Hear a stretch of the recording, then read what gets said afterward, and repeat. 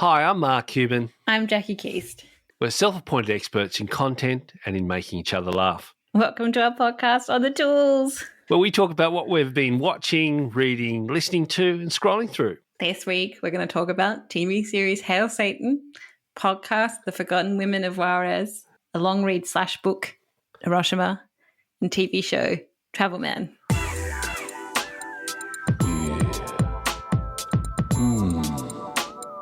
Hump day.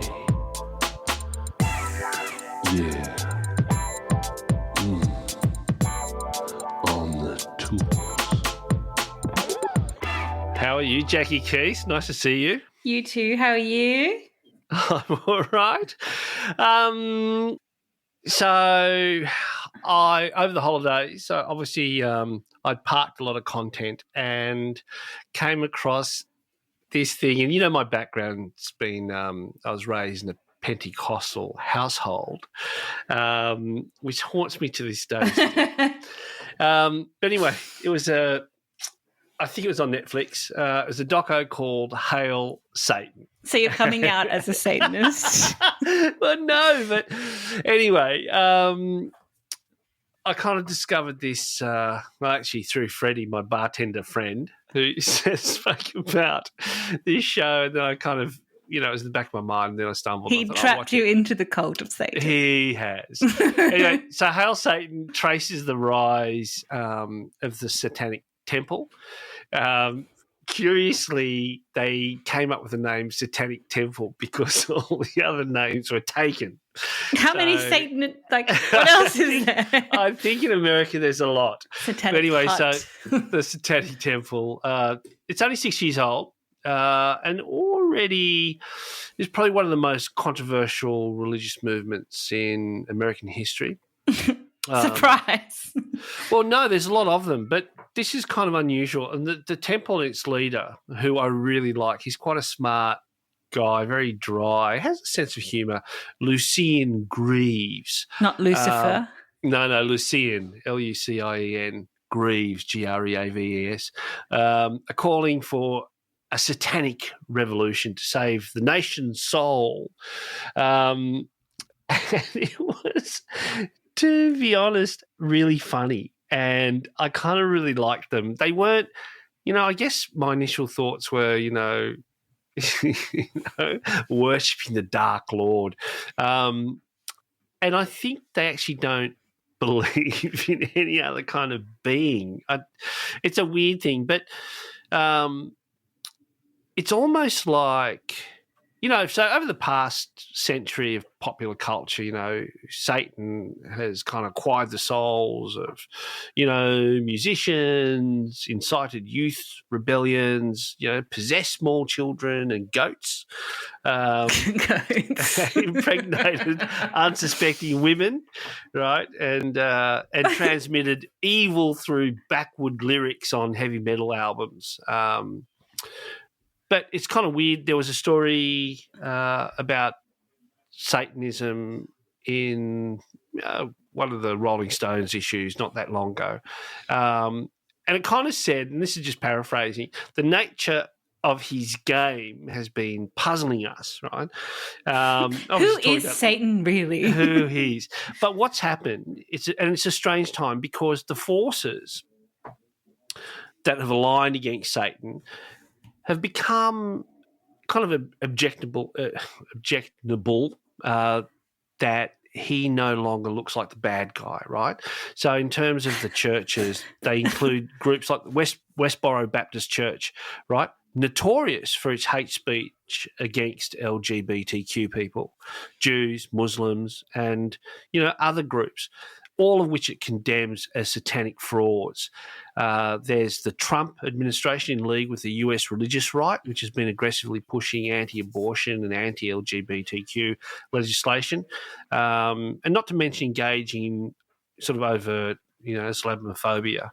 And those forces would also include the 20,000 people who recently signed an online petition condemning the Amazon TV adaptation of the cult novel Good Omens, about a demon and an angel as another step to make Satanism appear normal. I've read the book. It's good. It's good, is it? Right. Yeah. and it's kind of weird. So this church or whatever you want to call it, kind of goes in behind the scenes and looks at this kind of the effort of the Satanic Temple as it kind of evangelizes for, what for new members, but also what they stand for. And it was very funny at the start. There's I think a university or a town or someplace, and they put up a statue of the 10 Commandments.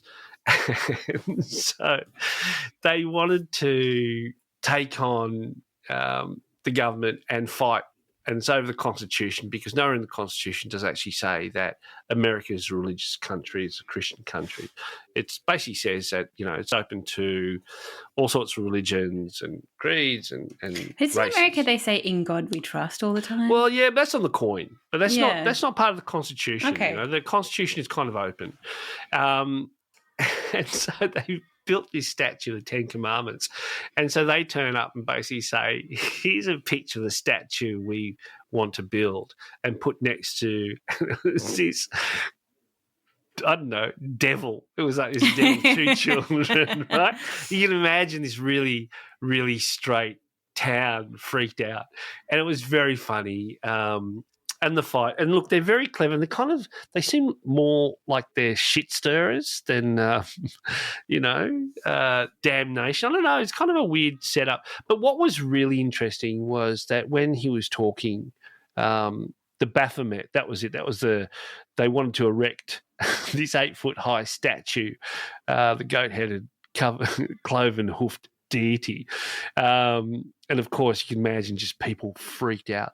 But what was interesting is that the temple itself, there are 7 fundamental tenets. So this is their sort of commandments. The 10 Commandments, yeah. So, what are the 10 Commandments? Thou shalt not steal, thou shalt not kill, thou shalt not cover, the thy neighbour's wife. Thou should not, take the Lord's name in vain. Is that one, or did I make that up? No, that's one. I'm not really, I don't know what they all are, but yeah. Anyway, there's a whole bunch of them, right? Anyway, so these 7 fundamental tenets is 1. So one should strive to act with compassion and empathy toward all creatures in accordance with reason. 2, seems fair.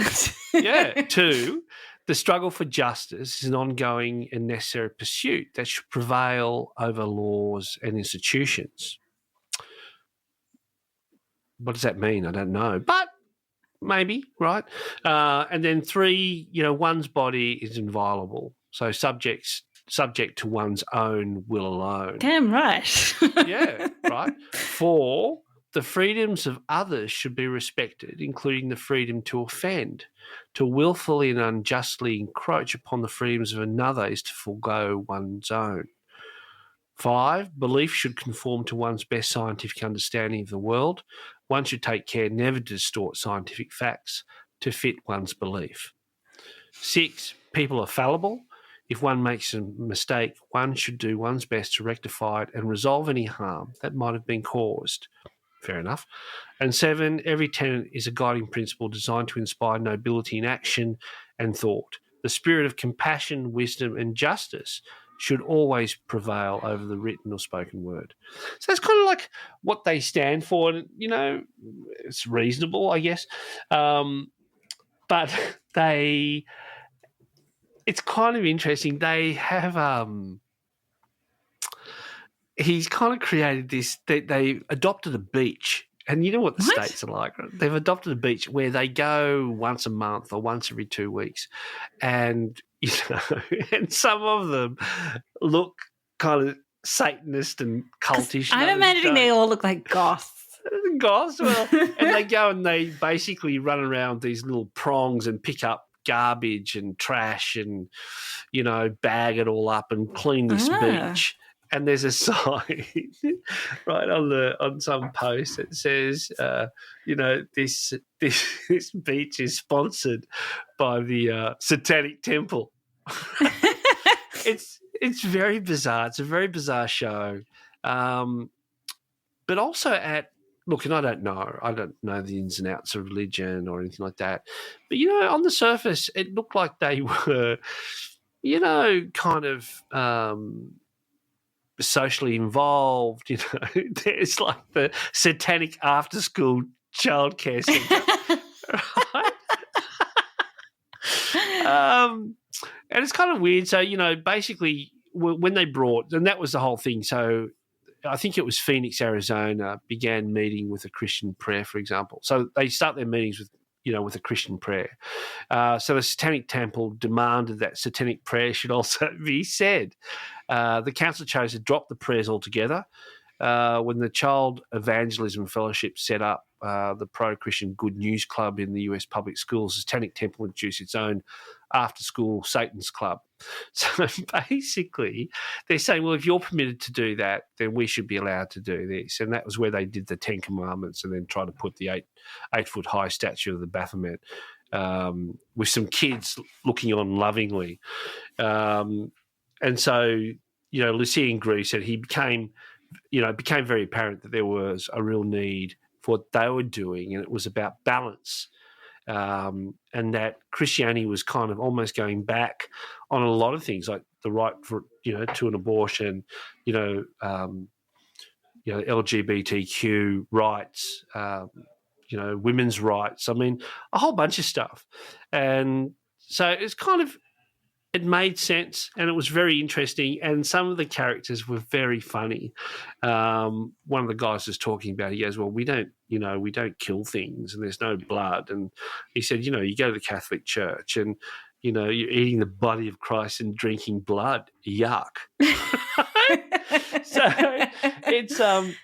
it was informative and amusing.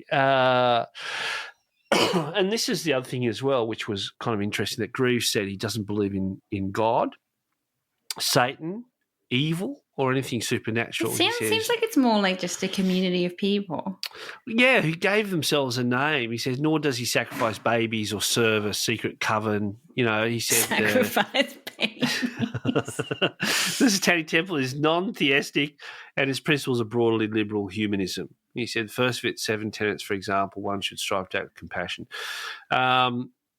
He said, so why call it Satanism? And so his response was, the metaphor of Satan is just as important to a lot of us as it would be to anybody else who takes it literally, because we grew up, in a Judeo-Christian culture. And so he was basically saying that, they, in the yin and yang, they are the yang, and they're trying to bring in kind of affirmative values, and they're kind of opposing some of that authoritarian structures that kind of seem to be creeping into America. But look, really interesting, very, very funny, and I like the characters a lot, and they kind of look like they were fun. Where can you watch this? Netflix. Okay. It was very good, and it was one of the things that, I wasn't sure what to expect. And, I'm not really into kind of cultish or evil kind of things, but no, it was good. It was very funny. And it also had a lot of, it was interesting what they were saying. It made sense, and, in terms of, and maybe they're using Satan to get attraction, to get traction and be noticed. Look, worth a watch, and I kind of like them. I'd probably hang out with them. So you're a Satanist now. I am not. No, it kind of reminds me, I read this book a few years ago by Alain de Botton that's called Religion for Atheists, and his kind of argument is like, there are only elements of religions that can be useful, like in secular society. And so he talks about, like, traditionally church or some aspects of like coming together at church it kind of creates a community and keeps people connected to each other. And like, I guess in the modern world, we don't have that sort of thing where we come together. We know the people that live around us, especially in cities. And like, there's one other interesting thing where he talks, and this kind of reminds me that they sort of created their own community, and it's not really about the fact that they believe in Satan at all. It's more about coming together and having like shared values. But I think half it's also shock value. Yeah, of course. And yeah, like he also talks about like in the Western secular world now, we have this idea of like constantly trying to strive for happiness and improvement, and like if you can get to a certain level then you'll be permanently happy. But like religion kind of says that you're like it kind of assumes that like being alive is suffering, or like you suffer in the name of God and you're always going to be vulnerable to heartbreak and despair, and that's where the church kind of steps in for people. And like maybe we should try to find a way to find out that sort of place for that in our world. I don't know, it's an interesting book, but yeah, it kind of reminded me of that when you were talking about it. Yeah. No, look, it's interesting, and I think, Main Street media sometimes doesn't really cover these offshoots, and I think well, it's easy just to hear about Satan and just think, okay, I already know I know what that is. And yeah, but look, it was good, and it was kind of like the statue's not attractive, right? Like, no, good go. No, it's not attractive. But look, great. And where are you getting your upside down cross tattoo? No, they don't have an upside down cross. No, they have the pentagram, which is the 5. Oh, the star. Pointed star. That's correct. I know that from the upside down. I think the upside down cross is probably more a Hollywood creation. And what have you been listening to or watching? I've been reading something. So I'm going to talk about another article from the New Yorker, because apparently that's what I do on this podcast. But I only found out after reading this story that it's potentially the most famous New Yorker article of all time. And so it's John Hersey's Hiroshima that was published in 1946, and it's since been published as a book, and since it was published, it's never been out of print. So as you can probably guess from the name and the date of publication, Hersey's story follows 6 people who survived the atomic bomb dropped on Hiroshima in Japan at the end of World War II. And in his article, you sort of follow the events from these people's viewpoint. So it's 2 women, 2 doctors, 2 clergymen, and then over 6 sections or chapters, it kind of alternates between each of them, like what they were doing beforehand on the morning of, their experiences at the moment the bomb went off, and then like the days and months that follow. And like I just happened upon this article randomly like one morning during my summer holidays, and I was in no way prepared to like sit down and read like a 31,000-word article. Like I think I was just lying in bed, just scrolling through my phone before I got up. But like once I started reading, I couldn't put it down. Like I was completely transfixed. I read it Hang on, that article was 31,000 words. Yeah. Wow. It's really long. I guess it's what a monster. Yeah, but once I started reading it, I was like transfixed. I read it in one sitting. Like I couldn't stop. And like the portrait he paints of these people and like the horrors they went through, it's just incredible. And like it speaks to obviously the worst, but also the best of humanity, because these people are trying to save each other. But like Hersey, the journalist who wrote this, he was one of the first correspondents to go to Hiroshima after the war ended. And it's just was an incredible piece of journalism, because when it was published, most Americans and probably most people outside of Japan, even within Japan, outside of Hiroshima and Nagasaki, they still didn't really realize the impact of nuclear weapons, like in part because like there were huge post-war suppression campaigns. Like even Hersey, the New Yorker, submitted this article to the War Department within America because things were being censored, and somehow they let this be published. But it really changed how people saw this event. Like people just thought this was a more powerful bomb, and it kind of provoked the first public debate over the ethics of using a weapon like this. And what it really did is it gave it a human face, because before that, lots of the things that had been quoted about Hiroshima had been around like the destruction of buildings and not about what actually happened to people. And so when the New Yorker published this story, it took up the whole issue. Like there was nothing else in the magazine. Every copy sold out, and it was read over the radio all over the world. And then like the editors were flooded for requests of extras. Wow. Including from Albert Einstein, who wanted to distribute it like 1,000 copies within a group of scientists. And like why? To show the devastation. Yeah. So he said like this is given a true picture of the appalling effect on human beings. And this picture has implications for the future of mankind, which must deeply concern all responsible men and women. And like, I also read this article without really knowing its significance within the history of journalism. So it's also one of the very first examples of new journalism, which is like literary or narrative journalism. So it's journalism, it reads like fiction, and that became, I guess, really popular in the 60s, like people like Truman Capote and Tom Wolfe. So, and like Hiroshima has been called the first non-fiction novel. And the way it's written, it feels so modern. Like I kept thinking the whole time, like, was this really written in 1946? Oh, really? Yeah. And it's so detailed and it's so good at making you feel that like you're there. Like I had to think, is this fiction? But it's so specific you couldn't make it up. And it's just one of those cases where the truth is just more terrible than a fiction could ever be, because it's like women who are walking around the streets naked but with the patterns of their kimonos burned to their skin because their clothes have burnt off, like soldiers with melting eyeballs, and like, yeah, just streetscapes that, because everything was on fire. It's just like, it seems like it was hell. And like all I could think of as a journalist as well, like reading it, how much work he must have done, because it's so detailed. Like the questions he must have been asked, must have asked, like to be able to write a piece that is so immersive. It would have been. Did you read that online? Yeah, you can read it online on the New York website for free. If you just type Hiroshima, the New York into Google, you can read it. Oh, I'm going to read that. That's fascinating. Yeah, but also like what is so like I think is what makes it so powerful is it's really restrained. It's not sensationalized, the writing. Like it just shows, and not like it shows you. It doesn't tell you how to feel. And I think that's to me like the sign of good writing. Yeah, absolutely. But like also, because you have to walk the line, don't you? Yeah, because you can't take a position. You could easily take a story like that, and actually, it's surprising when it was written in 1946 and the war was so close that he was able to be as objective as he was.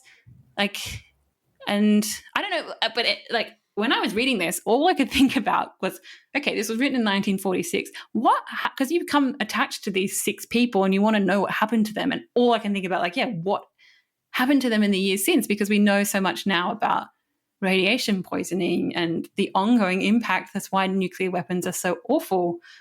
And so, yeah, a very quick Google search, because I need to know what happened.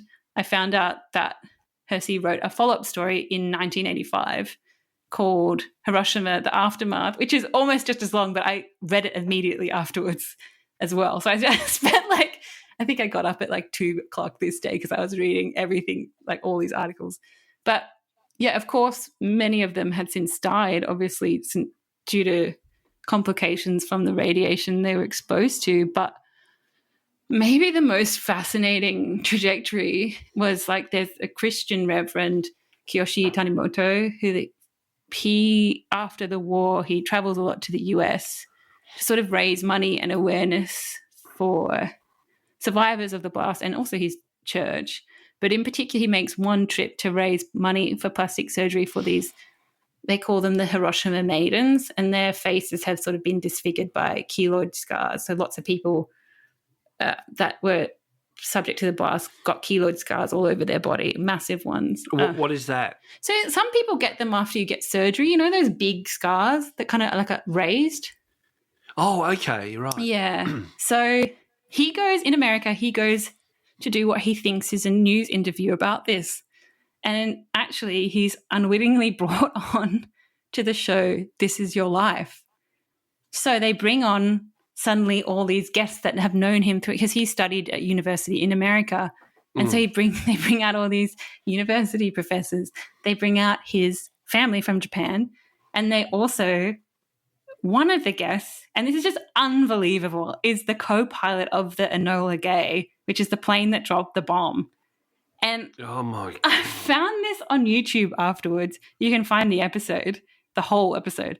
And how did he react? It's so uncomfortable. And as you can imagine. And the pilot, who apparently was drunk during this appearance because he got to the studio, thought he was going to get paid, found out he wasn't, and then went and got pissed and then came back to do the segment. But the pilot also looks so drunk. And remember that this guy had no idea that what he was there I wonder, for. I wonder what those people on that plane, knowing the carnage they unleash, do they? He says they says that in the show. He says that he wrote in his diary that day, "What have we done?"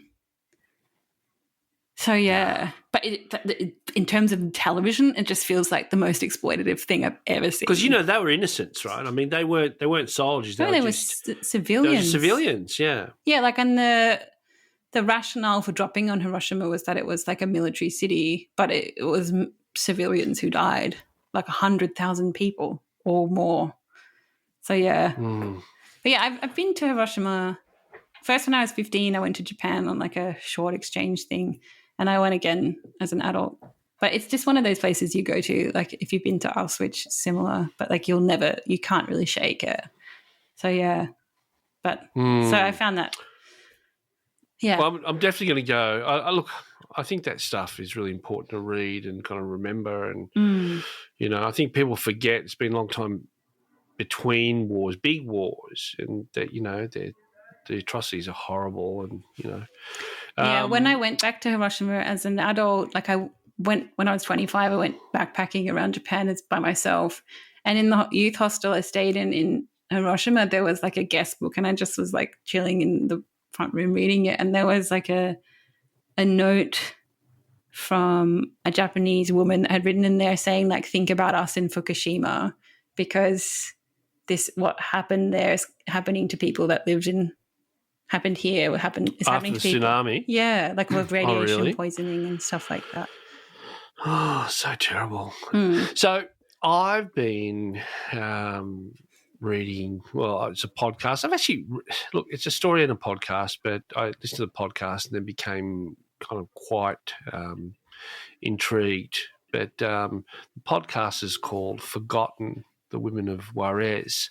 And it's weird. You kind of, we live in a bubble and it's kind of safe and secure. But so I was reading this thing. The backstory is that, on February 9th, 25-year-old former beauty queen was allegedly stabbed to death and dismembered by a boyfriend in Mexico City.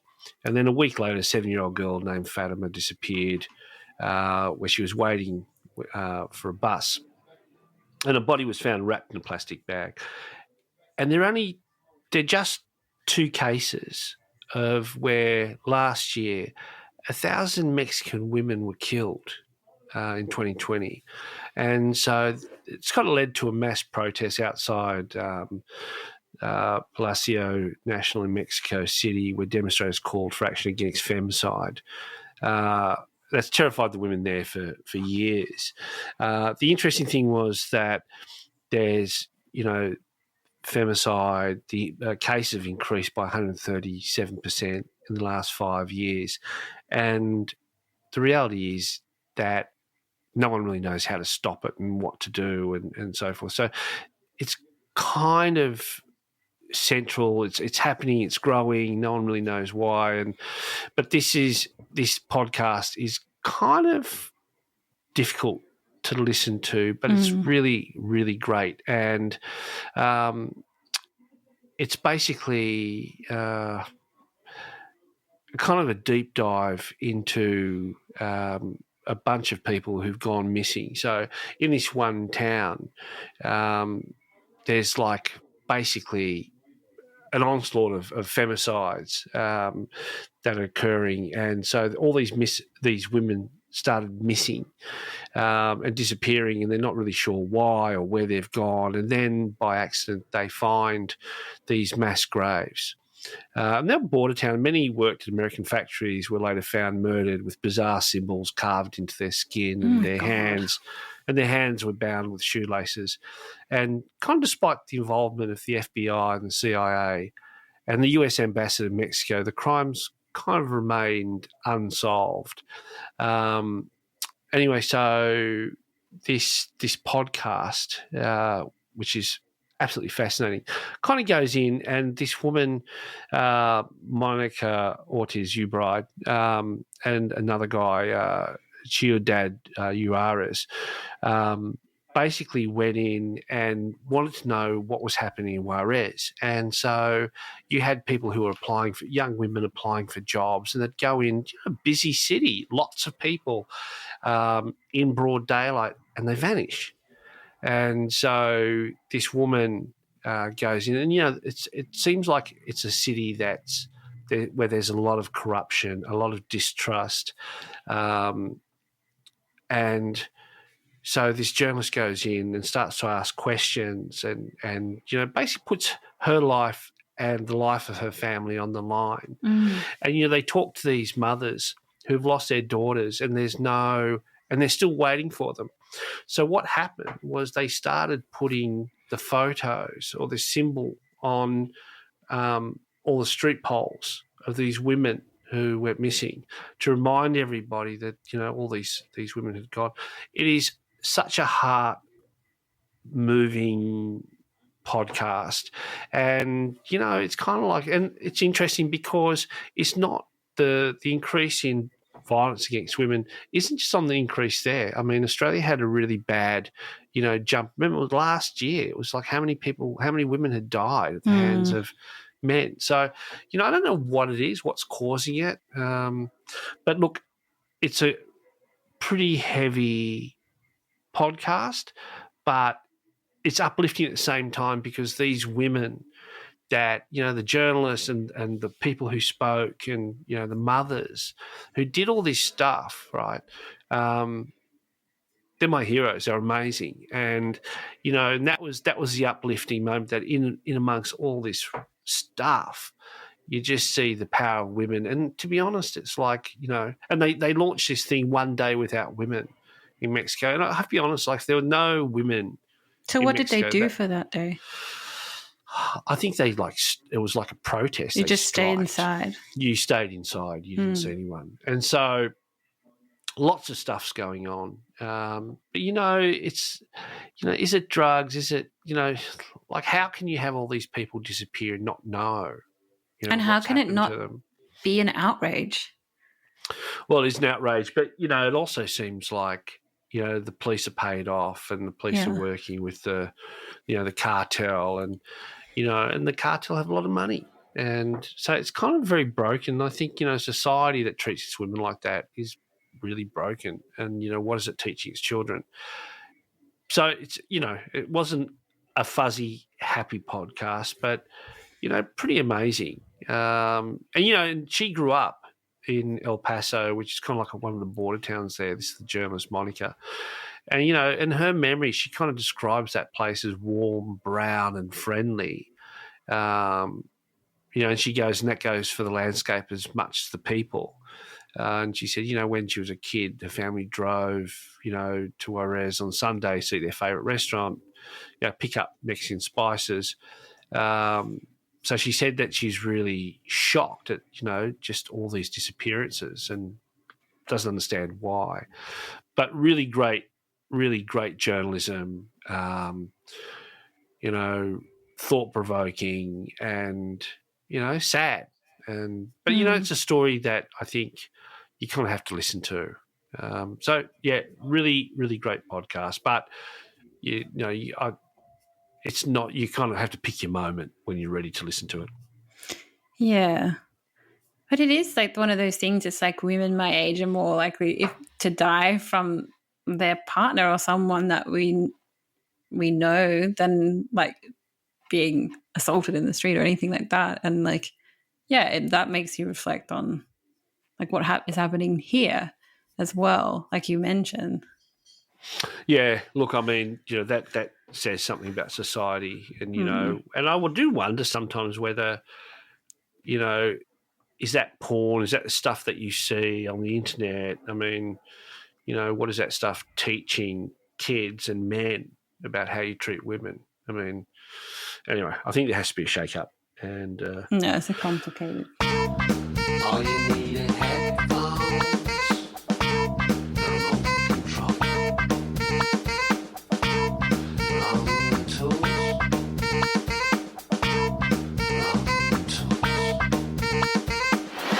I've been watching something. So a bit lighthearted, but like a lot of people, I haven't had a proper holiday since 2019. Like I've had time off work, but I spent that not really doing much. And like the only plane ride I've taken in more than 2 years was to go to Adelaide for work, where I spent less than 8 hours. But even that was like thrilling. I'm so excited to be on the plane and not in Sydney and somewhere else. And poor Adelaide, I don't think thrilling is an adjective that is often applied to it. But actually, I quite like Adelaide, but whatever.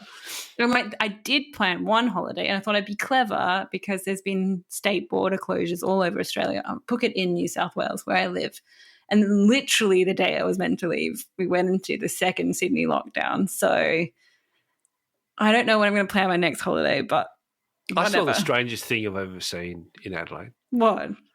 We left, it was a while ago, but we left like the convention centre or whatever it is, and there's like a McDonald's drive-through, not very far, and there's a guy, I'm not lying, right, I was with a friend of mine, Dave Chaplin, a colleague, and there was a car with a dildo stuck on the roof. You know those ones that suction cup? Yeah. It was, I don't know, it was just one like double take. Look again, like, what the hell? What's that about? Did they do it? Did somebody else do it? But there's like a massive red light district in Adelaide. Like when I went to Adelaide Film Festival, to go down the street there, it's just like porn shops, like sex shops everywhere, shisha everywhere, and then the cinema. It's a really long strip. It's like I feel like I'm in King's Cross. What is this? I thought really? Adelaide was the city of churches. This is a bit edgy. City red light district. But anyway, like the reason I'm talking about travel is like one of my comfort shows during lockdown was a UK travel series, Travel Man, and every episode is hosted by the comedian Richard Ayoade, and he travels to a city mostly within Europe because it's kind of around like a mini break or like 48 hours within a city, but they do occasionally go further. And he's always partnered with another comedian or a celebrity. But like what makes Travel Man brilliant and not just like any other travel show is because Ayoade, his whole shtick is that he hates traveling. He's really uptight and he's droll and he's cynical and he's super deadpan and dry, and part of the joy of watching the show is just seeing whether, because he's so quick and cutting, seeing whether his guests can keep up with him at all. And, quite often they can't, even if they're comedians themselves. And he sometimes has American guests and they're probably a little bit too earnest. Like it feels like a lot of his like very British sense of humor is going over their heads, but kind of like sometimes that's like half the fun. And like if it isn't really apparent, I like have an enormous crush on him. I think he's hilarious. But there's 9 seasons of this show. Like this is something I watch every night, like sometimes when I like just after dinner, make me feel good. And so there's lots of to devour. Like one of my favorite episodes is Vienna with Chris O'Dowd, so Ayoade's co-star in the IT crowd. So Ayoade was Moss. But it's just worth it for a scene with a snow globe. I'm not going to give anything away, but I was actually in tears of laughter. It's just like so awkward and uncomfortable. It's great. And then I found the clip on YouTube immediately afterwards and just like spent the evening giggling to myself watching it repeatedly. Other good episodes is Copenhagen with Noel Fielding. He goes to Helsinki with Paul Rudd and they go to a sauna within a Burger King and they're like in a sauna eating like Whoppers and like sweating and eating fries. So like the Finns love their saunas. There are saunas everywhere. That. Do you want to eat in a sauna? No, I'd probably, I'd probably not want to eat in a sauna, but I love a sauna. Do you? Yeah. I love a sauna too. That I went through this phase of going in the sauna when I had a hangover. I don't recommend going in a sauna when you're nearly really dehydrated because I thought this will sweat it out, which it does, but you also nearly faint. Oh, yeah. Let me hit you with some birds. But yeah, and like the Dubai episode is really good because you see Richard like try and fail to haggle with the shopkeeper only to sort of like keep giving him more and more money because he looks sad, which is just hilarious. But apparently AYD, he kind of recently left the show, and there's new seasons. I haven't seen them yet. They've only aired in the UK with Joe Lycett. So I think he went with Bill Bailey to Iceland. I can't imagine the show without Richard, but I'll keep an open mind. So it's a Channel 4 show. But is it? It's on like, do they take you to great destinations, and is it a joy? Or? Yeah, definitely. Like you go around to like all the landmarks of whatever city you're in while you're there. So like they go to New York, they go different cities in Europe like Porto and Budapest and Berlin and Paris. They go all different places. Miami. Yeah. So it is like part of the joy is just like, oh my God, I want to go traveling again. And it does remind you of the bad parts of traveling, which like sometimes is easy to gloss over, but I think there's good and bad. Like travel is at once one of the best and also worst experiences. Yeah, but you know, I mean, I love that sense of adventure, you know? Exactly. And that somehow like waiting 14 hours in a train station because the trains are on strike in Italy somehow becomes enjoyable, like that kind of stuff, because you're just excited to be in a different place. Yeah, it is. I love that. And, you know, you don't know what's going to happen next, and it's the adventure and things happen. Where do you want to travel to now we can leave Australia again? Can we? We can't leave yet, can we? Yeah, we can. It's hard. It's a process. It's not easy, but we can leave. And it's very expensive to travel right now. And if you wanted to, you could. You know what? The only thing I want is a beach. Yeah. I want sand, beach, water, and not to be contacted. Somewhere remote. Yeah, somewhere remote. You know, we're lucky because I'm in Australia. Like I was going to say, there's beaches here. Not Australian beaches. I don't want that. You know, well, you can't swim in half of them. I know. If you want to wear your jellyfish, kanji, crocodiles. You're not into the full body wetsuit? No, I'm not. So, you know, 2 hours offshore, you've got New Caledonia, which is all like on a reef, beautiful. You know, French Polynesia's nearby.